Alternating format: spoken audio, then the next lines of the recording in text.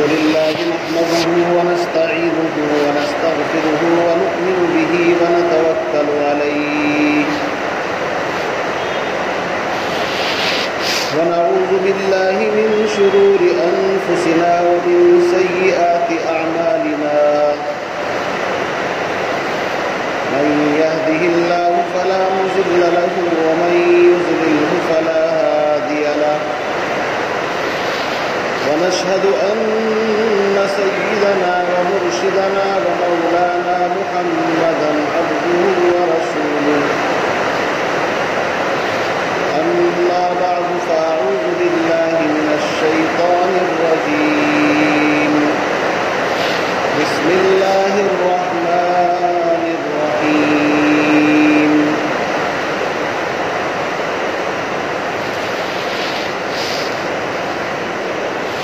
ولكل أمة جعلنا منسكا ليذكروا اسم الله على ما رزقهم من بهيمة الأنعام وقال الله تبارك وتعالى وأذن في الناس بالحج يأتوك رجالا وعلى كل ضامر يأتين من كل فج عميق وقال الله تبارك وتعالى وإذ يرفع إبراهيم القواعد من البيت وإسماعيل ربنا تقبل منا إنك أنت السميع العليم وقال الله تبارك وتعالى إن أول بيت وسع للناس للذي ببكة مباركا وهدى للعالمين فيه آيات بينات مقام إبراهيم ومن دخله كان آمنا ولله على الناس حج البيت من استطاع إليه سبيلا ومن كفر فإن الله غني عن العالمين صدق اللہ العظیم.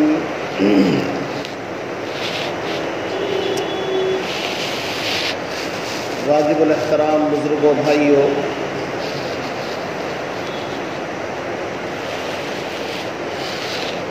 اسلامی کیلنڈر کے اعتبار سے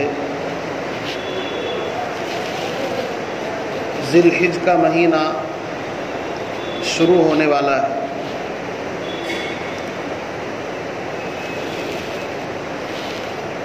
اللہ رب العزت نے سال کے 12 مہینے بنائے ہیں اور ان 12 مہینوں کے اندر پھر دنوں کو تقسیم کر دیا. 30 دن یا 29 دن کا ایک مہینہ ہوتا ہے. پھر مہینے کو تقسیم کر دیا. ہفتوں کے اندر 7 دن کا ایک ہفتہ ہوتا ہے. اللہ رب العزت نے انسانوں کی عبادت کے لیے چاند کی جو قمری تاریخ کہلاتی ہیں ان کے اوپر دار و مدار رکھا ہے. ویسے تو چاند اور سورج اور ستارے سب اللہ کی نشانیاں ہیں،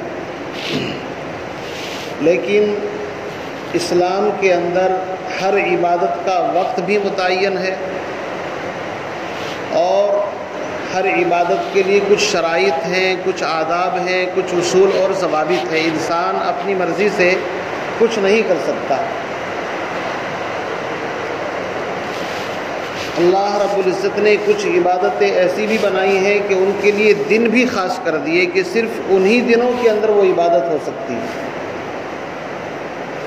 یہاں تک کہ اوقات بھی خاص کر دیے کہ انہی وقتوں کے اندر وہ عبادت ہو سکتی ہے، اس کے علاوہ نہیں ہو سکتی.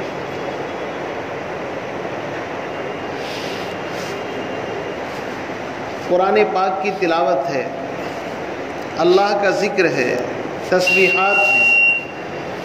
اس کے لیے شریعت نے کوئی وقت اور کوئی لمٹ طے نہیں کی، بلکہ قرآن کریم کے اندر اللہ نے فرمایا یا ایھا الذین آمنوا اذکروا اللہ ذکرا کثیرا، اے ایمان والو اللہ کا ذکر جتنا کر سکتے ہو کرو، کثرت کے ساتھ. اسی طرح اللہ رب العزت نے فرمایا وَالذَّاكِرِينَ اللَّهَ كَثِيرًا وَالذَّاكِرَاتِ، کثرت کے ساتھ ذکر کرنے والے مرد، کثرت کے ساتھ ذکر کرنے والی عورتیں۔ اور اسی طرح اللہ رب العزت نے قرآن مقدس کے اندر فرمایا وہ لوگ جو کھڑے بیٹھے اور لیٹے اللہ کا ذکر کرتے رہتے ہیں، اس کے لیے کوئی خاص ترتیب بھی نہیں۔ اللہ کا ذکر کرنا ہے تو لیٹے لیٹے بھی کر سکتا ہے، کھڑے کھڑے بھی کر سکتا ہے، بیٹھے بیٹھے بھی کر سکتا ہے۔ تو ذکر تو ایک ایسی کامن عبادت ہے، اللہ کا ذکر، اللہ کا نام، سبحان اللہ، الحمدللہ، یا اور بھی کوئی جو ذکر کرنا چاہے۔ یہاں تک علماء نے لکھا ہے کہ بس ذکر کرنے والے کو یہ چاہیے کہ اگر وہ پاک صاف ہو کر کے ذکر کرے تو اچھی بات ہے، باقی اگر اس کا وضو نہیں ہے، بغیر وضو کے بھی اللہ کا ذکر کر سکتا ہے۔ تو ذکر تو ایسی عبادت ہے انسان جب چاہے، نہ اس کے اندر یہ ہے کہ بھئی ابھی سورج نکل رہا ہے تو ذکر نہیں کر سکتا، یا زوال کا وقت ہے ذکر نہیں کر سکتا، یا سورج غروب ہو رہا ذکر نہیں کر سکتا۔ اس کے لیے کوئی تعین نہیں شریعت کے اندر۔ آپ جب چاہو کھڑے بیٹھے اور کھاتے وقت، سوتے وقت، ہر حال میں اللہ کا ذکر انسان کر سکتا ہے۔ لیکن نماز ہے، روزہ ہے، حج ہے، ان عبادتوں کے مخصوص احکام شریعت کے اندر ہیں۔ اگر آپ کو نماز پڑھنی ہے تو نماز کے لیے سب سے پہلے 14 فرض، نماز کے 14 فرض ہیں بھائی۔ 7 فرض وہ ہیں جو نماز شروع کرنے سے پہلے نمازی کے اندر پائے جانے چاہیے، اور 7 فرض وہ ہیں جب نماز شروع کر دے تو انسان کے اندر پائے جانے چاہیے۔ اگر ایک فرض ان میں سے چھوٹ جائے گا تو نماز عبادت نہیں ہو سکتی۔ تو نماز کے لیے کچھ شرائط ہیں۔ مثلا نماز کا ایک وقت ہے، آپ وقت سے پہلے نماز پڑھنا چاہیں تو نماز نہیں ہوگی۔ جگہ پاک ہونی چاہیے، جگہ پاک نہیں ہے، ناپاک جگہ پر نماز پڑھیں گے نماز نہیں ہوگی۔ نماز کے لیے شرط ہے کہ قبلے کی طرف رخ ہو۔ اگر آپ آؤٹ آف قبلہ نماز پڑھیں گے تو نماز نہیں ہوگی۔ تو ہر عبادت کے لیے کچھ نہ کچھ شرائط شریعت کے اندر موجود ہیں، اور انسان کو ان شرائط کا پتہ بھی ہونا چاہیے۔ نماز کا جب نمازی نماز پڑھتا ہے تو اس کا بدن پاک ہو، کپڑے پاک ہوں، قبلہ صحیح ہو۔ میرے عزیز بزرگوں دوستو، ایسے ہی رمضان کے روزے ہیں، اس کے لیے بھی شرائط ہیں کہ صبح صادق سے لے کر کے غروب آفتاب تک انسان بغیر کھائے پیے اپنے آپ کو گناہوں سے، معصیت سے بچا کر کے رکھے تو اس کا روزہ کامل ہوگا۔ اگر اس نے صبح صادق کے بعد کچھ کھا پی لیا یا سورج غروب ہونے سے پہلے روزہ افطار کر لیا تو دن بھر کی عبادت ضائع ہو گئی۔ اسی طریقے سے تراویح ہے، اس کا ایک خاص مہینہ ہے رمضان، انسان ہر مہینے تراویح نہیں پڑھ سکتا۔ تو کہنے کا مقصد یہ ہے کہ شریعت کے اندر ہر عبادت کا ایک مخصوص وقت ہے، ایک مخصوص طریقہ ہے، ایک مخصوص نظام ہے۔ انسان اپنی مرضی سے جب چاہے تراویح پڑھنی شروع کر دے، نہیں پڑھ سکتا۔ میرے عزیز بزرگوں دوستو، اسی طریقے سے قربانی ہے۔ قربانی کے ایام 10، 11، 12 یہ شریعت کی طرف سے بالکل فکس ہے۔ ان کے علاوہ کوئی انسان قربانی کرے گا تو قربانی نہیں ہوگی، خالص گوشت ہے بس وہ، لیکن قربانی کا ثواب نہیں ملے گا۔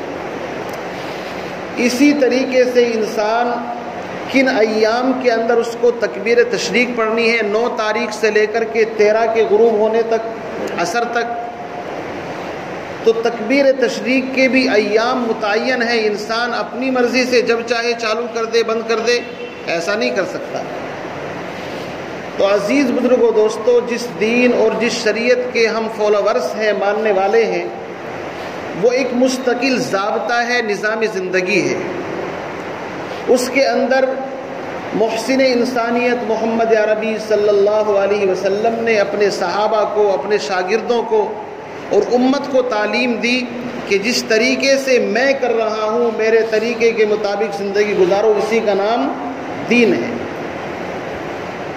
اب ذی الحج جو اسلامی مہینوں کے اندر آخری مہینہ ہوتا ہے، 12واں مہینہ، اس کے بعد پھر محرم آئے گا تو وہ اسلامی اعتبار سے پہلا مہینہ ہوتا ہے۔ اللہ رب العزت نے قرآن مقدس کے اندر ارشاد فرمایا الحج اشہر معلومات، کہ حج کے مخصوص مہینے ہیں، ایام ہیں، دن ہیں۔ فمن فرض فیہن الحج، جو ان مخصوص دنوں کے اندر اپنے اوپر حج فرض کر لے، جس کے پاس اتنا پیسہ ہو کہ اپنے بیوی بچوں کو خرچ دینے کے بعد مکے تک آنے جانے کا کرایہ، وہاں پر رہائش کے اور جو اس کے اخراجات ہیں، اتنا پیسہ اگر اس کے پاس ہے تو اس بندے کے اوپر حج فرض ہو جاتا ہے۔ اور حج ایک ایسی عبادت ہے جو پوری زندگی میں ایک ہی مرتبہ فرض ہوتی ہے انسان کے اوپر، باقی وہ کرتا رہے تو نفل ہیں، باقی حج فرض ایک ہی مرتبہ ہوتا ہے۔ تو اللہ رب العزت فرماتے ہیں کہ حج کے بھی مخصوص مہینے ہیں، مخصوص دن ہیں۔ اپنی مرضی سے انسان کسی بھی مہینے میں جا کر کے حج کرنا چاہے تو نہیں کر سکتا۔ حج کے مہینے کون سے ہیں؟ رمضان گزرنے کے بعد جیسے ہی شوال کا چاند نظر آتا ہے، شوال، ذی القعدہ اور ذی الحج کی 12 تاریخ تک یہ حج کے ایام ہیں۔ اگر کوئی انسان رمضان گزرنے کے بعد شوال کا چاند نظر آتے ہی حج کا احرام باندھ لے، احرام چادر وغیرہ جو ہوتی ہے، اور نیت کر لے، تو سمجھو کہ اس کی نیت درست ہے اور اس کا حج بھی درست ہو جائے گا، اس لیے کہ حج کے ایام اب شروع ہو چکے ہیں۔ اور پہلے وقتوں کے اندر جب انسان پانی کے جہاز سے سفر کرتے تھے یا پیدل سفر کرتے تھے تو وہ رمضان گزرتے ہی شوال میں ہی احرام وغیرہ باندھ لیتے تھے، اس لیے جب وہ اپنے وطن سے نکلتے تھے سفر کرتے کرتے ان کے بال بھی لمبے لمبے ہو جاتے تھے، چونکہ حج کے جب احرام باندھ لیا جاتا ہے تو ناخن نہیں کاٹ سکتے، بال نہیں کاٹ سکتے، خوشبو نہیں لگا سکتے، ہے نا، یہ چیزوں کی پابندی ہے۔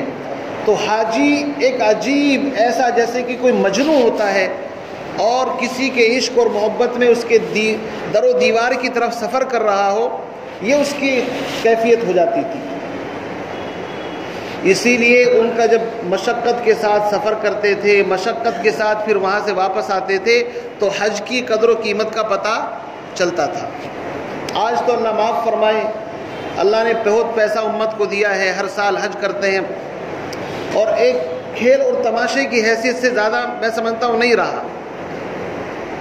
انسان اگر صحیح طریقے سے حج کو سمجھ لے کہ حج کیسی عبادت ہے، اللہ رب العزت نے حج کو 5ویں نمبر پر اسی لیے رکھا کہ حج کرنے کے بعد اب کوئی ایسی عبادت نہیں رہی ہے جو مستقل ایکسٹرا اس کے اوپر رکھی جائے۔ سب سے پہلے کلمہ پڑھنے کے بعد ایمان کے اندر داخل ہو گیا، انٹری ہو گئی، تو ایمان کے بعد سب سے پہلی عبادت اس کے اوپر نماز رکھی ہے، چونکہ نماز اس کے اندر انسان کو پیسہ خرچ کرنا نہیں پڑتا۔ پانی نہ ہو، اگر پانی کہیں دقت ہے تو تیمم بھی کر سکتا ہے، امیر ہو، غریب ہو، شہر کا ہو، گاؤں کا ہو، نماز پڑھنے میں کسی کو کوئی الجھن پرابلم نہیں ہے۔ تو سب سے پہلے آسان عبادت اللہ نے رکھی کہ نماز پڑھو اور بس میرا قرب حاصل کرو۔ پھر اس کے بعد سال کے 12 مہینوں کے اندر سے ایک مہینہ رمضان کا، دوسری عبادت روزے۔ روزے کے اندر بھی انسان کو کچھ نہیں کرنا پڑتا، امیر ہو غریب ہو بڑی آسانی کے ساتھ روزہ رکھ سکتا ہے۔ صبح صادق سے لے کر کے غروب آفتاب تک کھانے پینے سے رکنا کوئی بڑا مسئلہ نہیں ہے۔ باقی جو روزہ نہیں رکھ سکتے، جیسے بیمار ہے، بوڑھا آدمی ہے، یا وہ عورتیں ہیں جو بچوں کو دودھ پلاتی ہیں، کمزوری کا اندیشہ ہے، ان کے لیے شریعت نے الگ سے مخصوص مسائل کے ذریعے سے ان کو رعایت اور ڈھیل دے دی۔ تو سب سے پہلے ایمان لانے کے بعد سب سے آسان عبادت نماز کو فرض کیا۔ اس کے بعد سال کے 12 مہینوں کے اندر ایک مہینے کے روزے۔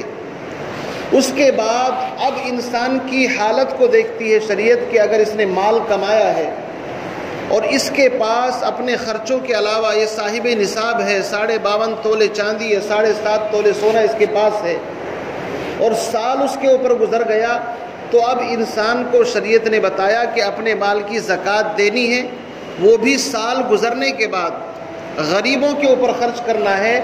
اور کتنا؟ 2.5%، 100 میں سے 2.5 روپے۔ تو تیسرے نمبر پر زکوٰۃ کو رکھا۔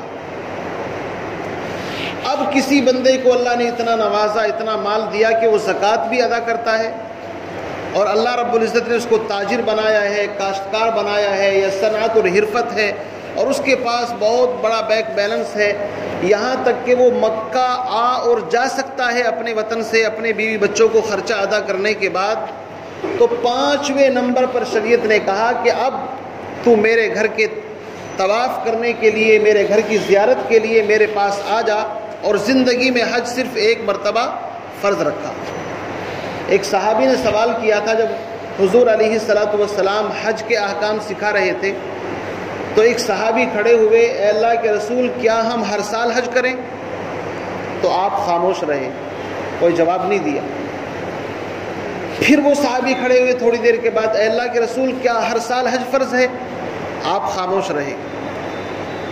پھر تیسری مرتبہ بھی اس صحابی نے سوال کیا، آپ نے کوئی جواب تینوں مرتبہ نہیں دیا، آپ چپ رہے، اور جب پھر مجمع خاموش ہو گیا تو آپ نے فرمایا کہ اگر میں اس صحابی کے سوال کے جواب میں ہاں کہہ دیتا تو ہر سال حج کرنا فرض ہو جاتا اور میری امت دشواری کے اندر مبتلا ہو جاتی۔ چونکہ نبی علیہ الصلوۃ والسلام اپنی مرضی سے کچھ نہیں کہتے، وما ينطق عن الهوى ان هو الا وحی یوحی، نبی کی بات اللہ کا پیغام اور وحی ہوتی ہے۔ نبی کسی چیز کو ہاں کر دے تو وہ چیز ضروری ہو جاتی ہے، اور نبی کسی چیز کو منع کر دے تو وہ چیز حرام اور مکروہ ہو جاتی ہے۔ اس لیے کبھی کبھی سوال کرنے والے کے سوال کے جواب میں خاموش رہنا بھی بہتر ہوتا ہے، ہر سوال کا جواب بھی نہیں دیا جاتا۔ تو میں عرض یہ کر رہا تھا کہ حج ایک بہت اہم عبادت ہے۔ حج اتنی اہم عبادت ہے کہ سرور کائنات امام الانبیاء محمد عربی صلی اللہ علیہ وسلم نے ارشاد فرمایا کہ حج مبرور اور حج مقبول کا بدلہ سوائے جنت کے اور کچھ نہیں ہے، اور جو انسان حلال پیسے سے، حلال آمدنی کے ساتھ، حرام سے نہیں، حلال آمدنی کے ساتھ اللہ رب العزت کے گھر کی زیارت کرے، طواف کرے، حج کرے، اللہ رب العزت اس کو ایسا گناہوں سے پاک اور صاف فرما دیتے ہیں جیسا کہ وہ آج ہی اپنی ماں کے پیٹ سے پیدا ہوا ہو۔ لیکن اس کے لیے شرط یہ ہے کہ اس کے اوپر کسی کا کوئی قرض نہ ہو۔ یہاں پر پتہ لگا کہ جناب حج کرنے کے لیے چلے گئے اور لوگوں کے کروڑوں روپے مار رکھے ہیں، وہ بیچارے پیچھے پیچھے پھرتے ہیں، ان کو چونی دینے کے لیے تیار نہیں، اور حدیث سن لی کہ ماں کے پیٹ سے جیسے پاک ہو جاتے ہیں، چلو حج کر لیں اور سارے گناہ معاف ہو جائیں گے۔ یاد رکھو، اگر کسی کا قرض ہے تو سب سے پہلے قرض ادا کرنا ضروری ہے، یہاں تک کہ اگر سارا مال قرضے کے اندر چلا جائے اور اس بندے کے پاس کچھ نہ رہے، اللہ رب العزت کے لیے بہت آسان ہے کہ اس بندے کو گھر پر رہ کر کے بھی اللہ رب العزت قبول فرما لے اور بغیر حج کرے اس کے لیے جنت کے فیصلے فرما دے۔ لیکن لوگوں کا حق مار کر کے، ڈاکے مار کر کے اللہ کے گھر کا طواف کرنا، سفر کرنا، یہ کسی حال میں مناسب نہیں ہے۔ مکے کے مشرکین کو دیکھیے، ان کے پاس ایمان نہیں تھا، لیکن ابراہیم علیہ الصلوۃ والسلام کی نسل سے ہیں وہ لوگ۔ اسماعیل علیہ الصلوۃ والسلام اور ان کی والدہ کو لا کر کے ابراہیم علیہ السلام نے مکے کی وادی کے اندر جب چھوڑا تھا، اسی سے ان کی پوری نسل چلی۔ کچھ نہ کچھ اخلاق نبیوں کے ان کے اندر تب بھی باقی تھے۔ وہ جو حتیم کا حصہ ہے، جو خانہ کعبہ کے قریب میں ایک دیوار ہے جس کے اندر لوگ نفل بھی پڑھتے ہیں،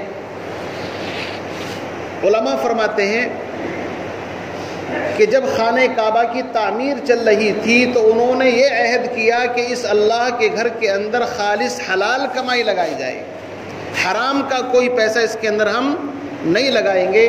حلال کمائی سے جو پیسے اکٹھے ہوئے وہ اتنے تھے کہ صرف کچھ جگہ چھوڑنی پڑے گی اور کچھ جگہ پر تعمیر ہو سکتی ہے۔ اس میں بھی اللہ رب العزت کی حکمت اور مصلحت یہ تھی کہ جو وہاں کے بڑے لوگ ہیں، VIP لوگ، ان کے لیے تو چلو اندر جانے کا موقع سال میں کبھی کبھی ملتا ہے، ہم جیسے غریبوں کے لیے اللہ رب العزت نے اتنے مزے کر دیے کہ آپ جب چاہو اندر جا کر کے خانہ کعبہ کی زیارت کر سکتے ہیں، چونکہ حتیم کے اندر نماز پڑھنا ایسا ہی ہے جیسے کہ آپ نے خانہ کعبہ کے اندر نماز پڑھی، چونکہ وہ خانہ کعبہ کا ایک حصہ ہے۔ یہ بھی اللہ کی مصلحت۔ تو میرے عزیز بزرگوں، دوستو، حج مخصوص دنوں کے اندر کیا جاتا ہے، بڑی عبادت ہے، اور قربانی کا تعلق، حج کا تعلق، یہ تمام کا تمام سارا کا سارا سسٹم جڑا ہوا ہے سیدنا ابراہیم علی نبینا علیہ السلام سے۔ ابراہیم علیہ السلام جد الانبیاء ہے، تمام نبیوں کے دادا۔ اس روئے زمین کے اوپر 3 بڑی قومیں آباد ہیں، ایک یہودی، دوسرے عیسائی کرسچن اور تیسرے مسلمان۔ ان تینوں کا تعلق سیدنا ابراہیم علیہ السلام سے ہے۔ آپ قرآن پڑھیے، یہودی، ان کا سلسلہ نسب حضرت ابراہیم علیہ السلام سے پہنچتا ہے۔ کس طرح کہ ابراہیم علیہ السلام کو اللہ رب العزت نے عراق کے اندر ایک شہر ہے، شہر بابل، اس کے اندر ان کی پیدائش ہوئی۔ پورا گھرانہ بت پرستی کے اندر مشغول ہے، ان کے والد، ان کے چچا سب بت فروش ہیں، بتوں کو بیچنے والے، اور بڑے بڑے بت بناتے تھے، مارکیٹ کے اندر سپلائی کرتے تھے۔ اللہ رب العزت نے ایسے گھر کے اندر سیدنا ابراہیم علیہ السلام کو پیدا کیا۔ میں اس تفصیل میں جانا نہیں چاہتا، وہ سب قرآن کے اندر موجود ہے کہ ابراہیم علیہ السلام نے کس طرح ان بتوں کو توڑا، اور کس طرح پھر ان کے والد نے ان کو ڈانٹا، اور پھر وہ اپنے وطن کو چھوڑ کر کے ہجرت کر کے نکل گئے۔ تو ان کے ساتھ ان کی بیوی حضرت سارہ بھی تھی۔ ابراہیم علیہ السلام کی 2 شادیاں ہوئی۔ پہلی شادی حضرت سارہ علیہ السلام سے ہوئی۔ جب ان کو لے کر کے جا رہے تھے تو مصر سے گزر کر کے ان کو ملک شام جانا تھا۔ بخاری شریف کی روایت ہے، بخاری کے اندر یہ حدیث موجود ہے کہ اس زمانے کے اندر مصر کا جو بادشاہ تھا وہ بڑا ظالم تھا، اور اس نے ایک اپنے یہاں پر اصول اور قانون بنا رکھا تھا کہ اگر وہ کسی آدمی کی، کسی مرد کی بیوی کو دیکھتا کہ خوبصورت ہے تو وہ اس کے ساتھ بدفعلی کرتا تھا، شباشی کرتا تھا اور منہ کالا کرتا تھا، اور اگر یہ پتہ چل جائے کہ یہ اس کی بہن ہے تو پھر اس کو کچھ نہیں کہتا تھا۔ اب آپ سمجھیں گے کہ یار عجیب قانون ہے، تو بھائی عجیب قانون تو آپ کے ملک میں بھی بنتے رہتے ہیں، آپ دیکھتے رہتے ہیں قانون کی کوئی کیوں جی عجیب قانون بنتے نہیں؟ ابھی 2-3 دن پہلے بھی ایک عجیب ہی قانون بنا ہے، تو اس میں کون سے تعجب کی بات ہے؟ یعنی اگر بہن ہوتی تھی تو اس کو کچھ نہیں کہتا تھا، ہے نا، لیکن اگر پتہ چلے یہ اس کی بیوی ہے تو اس کے ساتھ خلوت میں، تنہائی میں رات گزارتا تھا۔ ابراہیم علیہ نبینا علیہ السلام نبی ہیں، اور نبیوں کی اللہ رب العزت کی طرف سے اسپیشل حفاظت کی جاتی ہے۔ پتہ چل گیا کہ یہاں مصر سے ہم کو گزرنا ہے اور یہاں کا قانون اور لا یہ بنا رکھا ہے، تو یہ تو بڑا ظالمانہ قانون ہے۔ تو ابراہیم علیہ السلام نے سمجھا دیا کہ اگر اس کے کارندے اور اس کے سپاہی پکڑنے کے لیے آئیں تو آپ بول دینا کہ وہ میرے بھائی ہیں، اور اس میں کوئی جھوٹ بھی نہیں، اس لیے کہ ہر انسان اپنی بیوی کا اگر دیکھا جائے تو دینی اعتبار سے بھائی بھی ہے۔ انما المؤمنون اخوہ، سب ایمان والے آپس میں بھائی اور بہن ہی ہیں اس رشتے کے اعتبار سے۔ بہرحال وہ تفصیل ہے کہ اس بادشاہ نے ان کو پکڑ لیا، اور اس کے بعد 2-3 مرتبہ اس نے حرکت کرنے کی کوشش کی۔ اللہ رب العزت نے ابراہیم علیہ السلام کے سامنے سے سارے پردے ہٹا دیے، اور وہ منظر اپنی آنکھوں سے دیکھ رہے ہیں۔ وہ قریب ہونا چاہتا ہے تو اس کے ہاتھ شل ہو گئے، پیروں سے اٹھ نہیں سکتا، پھر معافی مانگتا ہے، گڑ گڑاتا ہے، اور جب اللہ رب العزت صحیح کر دیتے ہیں تو پھر غلط ارادہ کرتا ہے۔ 3 مرتبہ ایسا ہوا۔ آخر وہ سمجھ گیا کہ یہ کوئی اچھے لوگ ہیں، اور تیرا شیطانی داؤ ان کے اوپر نہیں چل سکتا، تو اس نے اپنی بیٹی، ایک روایت کے اعتبار سے لکھا ہے کہ حضرت ہاجرہ جو دوسری بیوی ہے یہ اس کی بیٹی تھی اور یہ بھی بڑی نیک صالح تھی، تو اس نے کہا کہ بھائی میری بیٹی بھی ایسی ہی نیک اور پاک اور پوتر ہے، کیوں نہ اس کے لیے کسی اچھے داماد کا انتخاب کیا جائے۔ تو اس نے اپنی بیٹی حضرت ہاجرہ ان کو حضرت سارہ کو دے دی کہ لو آپ اپنی خدمت کے لیے، جب انسان متاثر ہوتا ہے تو خدمت کے لیے ان کو دے دی۔ انہوں نے حضرت ابراہیم علیہ السلام کو دے دی، تو اس اعتبار سے ان کو بعد نے باندی بھی کہا ہے، چونکہ اس زمانے کے اندر یہ رواج تھا۔ ابراہیم علیہ السلام کی دوسری شادی حضرت ہاجرہ سے ہوئی۔ بہرحال یہ آگے ہجرت کر کے پہنچ گئے ملک شام، فلسطین کے علاقے کے اندر۔ ابراہیم علیہ السلام نے مسجد اقصیٰ کی بنیاد رکھی۔ یاد رکھیے ابراہیم علیہ السلام وہ نبی ہیں جنہوں نے خانہ کعبہ کی بھی تعمیر کی اور مسجد اقصیٰ اس کی بھی تعمیر کی، اس لیے دونوں کی دونوں بڑی اہم ہیں ہمارے لیے۔ وہ قبلہ اول ہے اور یہ قبلہ ثانی ہے۔ اور نبی علیہ السلام نے 17 مہینے تک مدینہ منورہ میں ہجرت کرنے کے بعد بھی 17 مہینے تک بیت المقدس یعنی قبلہ اول کی طرف منہ کر کے آپ نماز پڑھتے تھے، لیکن آپ کی دلی خواہش تھی کہ اگر اللہ رب العزت خانہ کعبہ کو ہی کعبہ بنا دے اور اس طرف رخ کرنے کا آپ حکم فرما دے تو بڑی مہربانی ہوگی۔ اسی لیے پارہ نمبر 2 سَيَقُولُ السُّفَهَاءُ مِنَ النَّاسِ مَا وَلَّاهُمْ عَنْ قِبْلَتِهِمُ الَّتِي كَانُوا عَلَيْهَا، پورے 1.5 رکوع کے اندر اسی تفصیل کو اللہ نے بیان فرمایا ہے۔ قَدْ نَرَى تَقَلُّبَ وَجْهِكَ فِي السَّمَاءِ، اے میرے محبوب ہم آپ کا آسمانوں کی طرف بار بار منہ اٹھنا دیکھتے ہیں کہ آپ کس وجہ سے آپ بار بار آسمان کی طرف منہ اٹھاتے ہیں۔ آپ چاہتے تھے اللہ کا کوئی پیغام آئے، وحی آئے اور مجھے حکم مل جائے ادھر کو منہ کرنے کا۔ بہرحال آپ ظہر یا عصر کی نماز پڑھا رہے تھے اور نماز پڑھاتے پڑھاتے وحی نازل ہوئی۔ آپ 2 رکعت نماز خانہ کعبہ کی طرف بیت المقدس کی طرف پڑھا چکے تھے اور دوسری 2 رکعت آپ نے خانہ کعبہ کی طرف منہ کر کے نماز پڑھی۔ اللہ رب العزت نے تحویل قبلہ، قبلے کی تحویل کا حکم نماز کی حالت کے اندر وحی بھیج کر کے کیا۔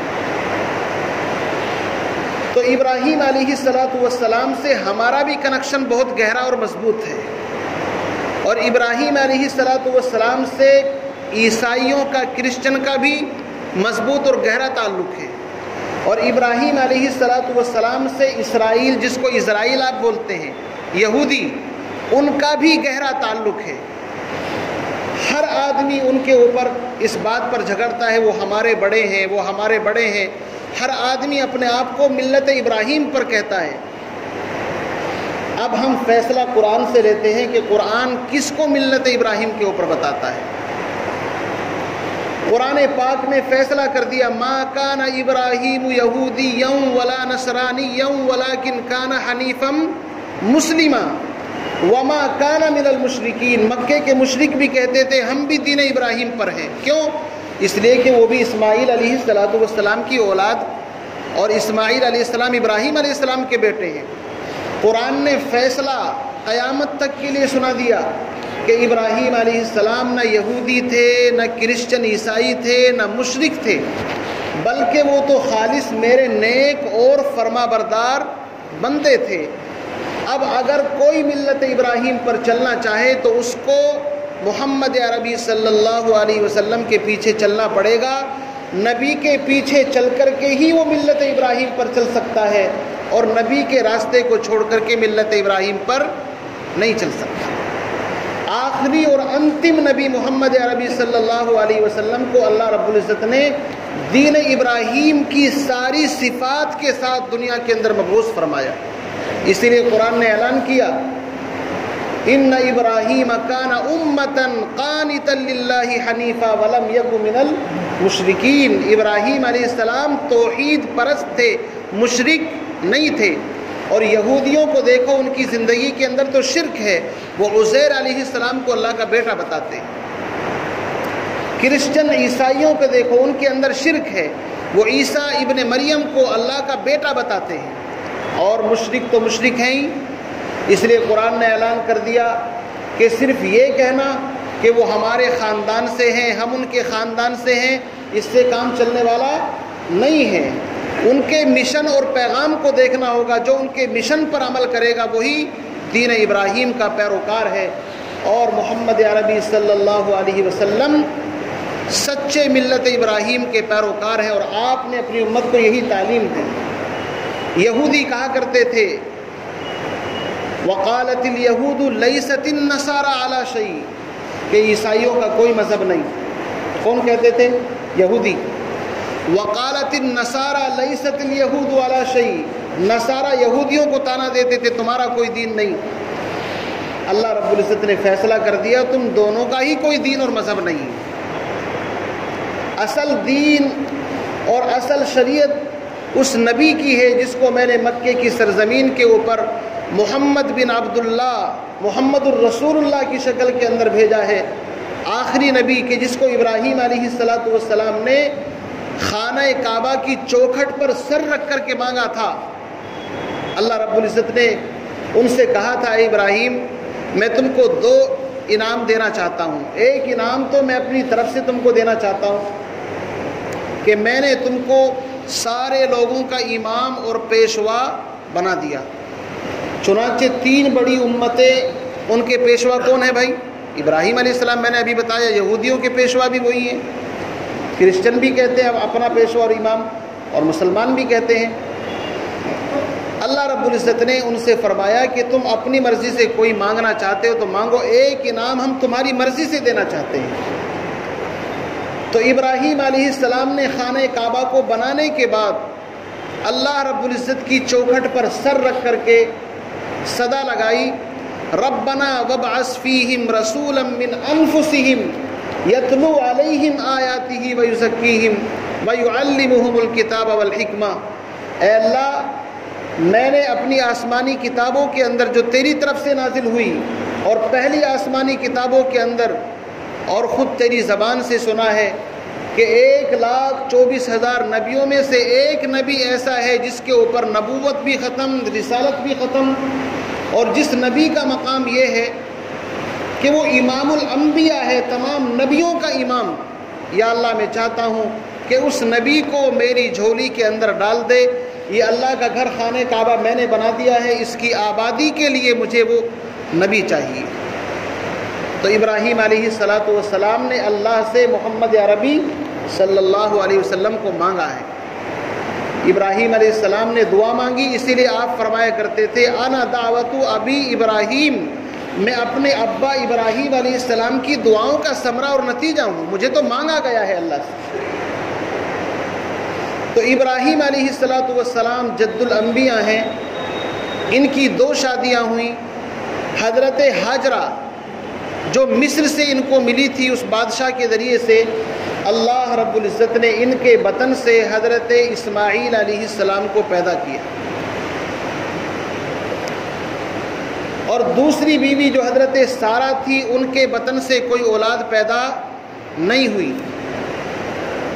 اب آپ جانتے ہیں کہ عورتوں کے لیے سب سے بڑا مسئلہ یہ ہوتا ہے اگر 2 بیوی ہوں، ایک کو بچہ ہو جائے، وہ سمجھتی ہیں کہ شوہر صاحب کی ساری توجہ شاید کہیں انہی کی طرف نہ ہو جائے، اس لیے تھوڑی بہت دلوں کے اندر مسئلہ، یہ فطری چیز ہے۔ عورت عورت ہے، چاہے وہ نبی کی ماں ہو چاہے نبی کی بیوی ہو۔ حضور علیہ السلام ایک رات اٹھ کر کے چلے گئے تھے مسلمانوں کے لیے استغفار کرنے کے لیے، تو ہماری ماں حضرت عائشہ پیچھے پیچھے چل کر کے آئی تھی نہیں آئی تھی؟ تو عورت عورت ہوتی ہے۔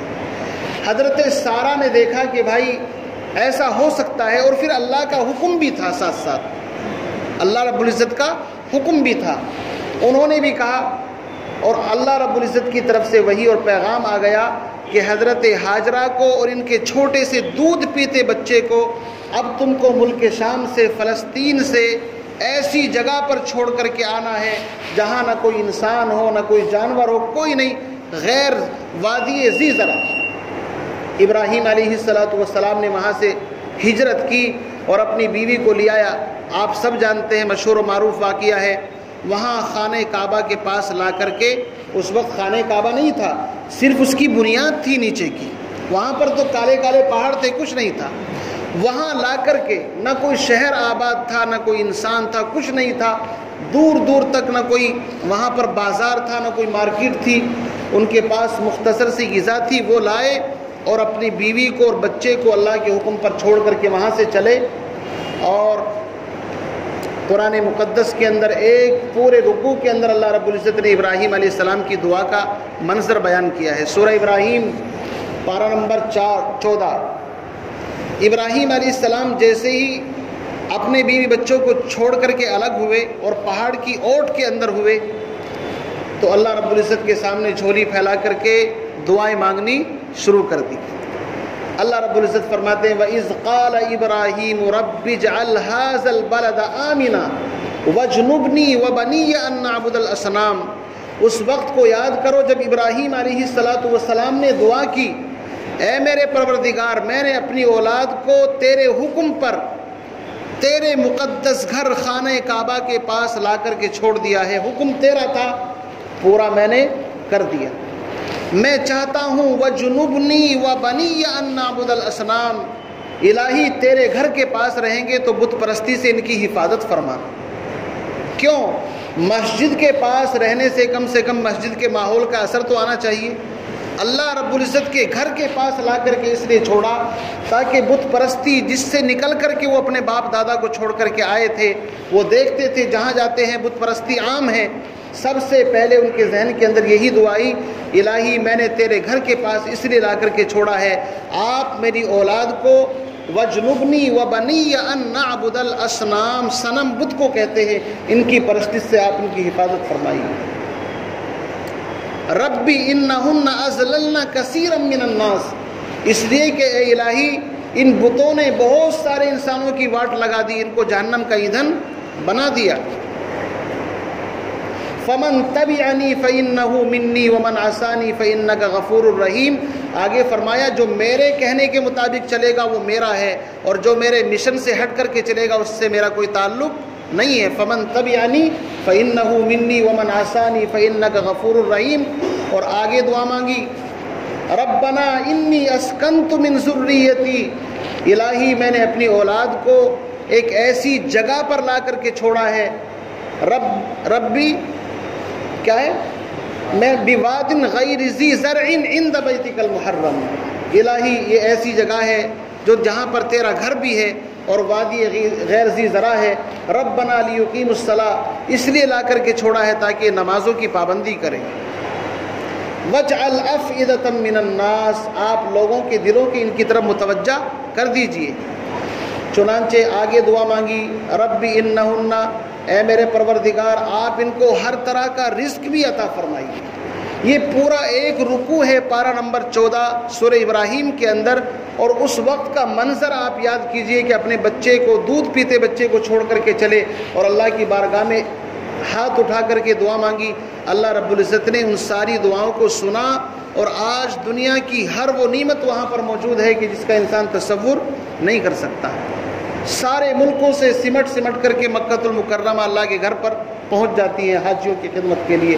بہرحال یہ موضوع بڑا طویل بھی ہے، بڑا نازک بھی ہے.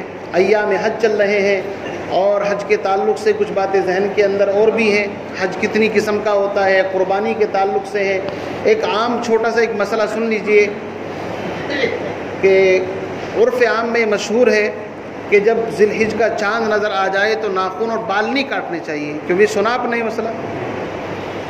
تو بھائی اصل مسئلہ یہ ہے کہ جو بندہ اپنی طرف سے قربانی کر رہا ہے اس کے لیے مستحب ہے. مستحب کا مطلب یہ ہوتا ہے بہتر ہے، کرنا چاہے تو ٹھیک ہے، نہ کرنا چاہے تو کوئی گناہ نہیں ہوگا، کہ وہ چاند دیکھنے سے پہلے اپنے ناخن بال درست کر لے. چاند دیکھنے کے بعد 10 تاریخ تک وہ حاجیوں کی طرح مشابہت اختیار کرے، جس طرح حاجی احرام کی حالت میں نہ ناخن کاٹ سکتے ہیں نہ بال کاٹ سکتے ہیں، 10 تاریخ کو کرتے ہیں وہ بھی. تو یہ مستحب مسئلہ ہے، جو اس پر عمل کریں گے تو بہت اچھی بات ہے. باقی کوئی نہیں کرے گا تو کوئی ایسا گناہ بھی نہیں ہو جائے گا کہ آپ اس کو کہیں کہ بھئی اس نے یہ کام کیوں کر دیا.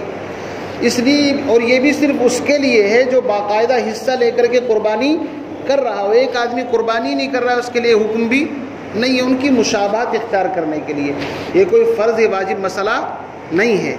اور دوسرا یہ ہے کہ اس مہینے کی 9 تاریخ سے، جس کو یوم عرفہ کہتے ہیں، تکبیر تشریق پڑھی جاتی ہے۔ مرد زور سے پڑھتے ہیں، عورتیں اپنے گھروں کے اندر ہر فرض نماز کے بعد آہستہ پڑھتی ہیں۔ یہ پڑھنا واجب ہے ہر مرد اور عورت کے اوپر۔ باقی تو انشاءاللہ اس کے مسائل آئندہ ہفتے کے اندر آپ کے سامنے آئیں گے۔ اللہ تعالیٰ سے دعا فرمائے مجھے آپ کو ان تمام باتوں پر عمل کی توفیق نصیب فرمائے، اور اللہ رب العزت اپنے خزانے غیب سے ہم تمام کی حاضری کے وہاں پر اسباب پیدا فرمائے۔ وآخر دعوانا الحمدللہ رب العالمین۔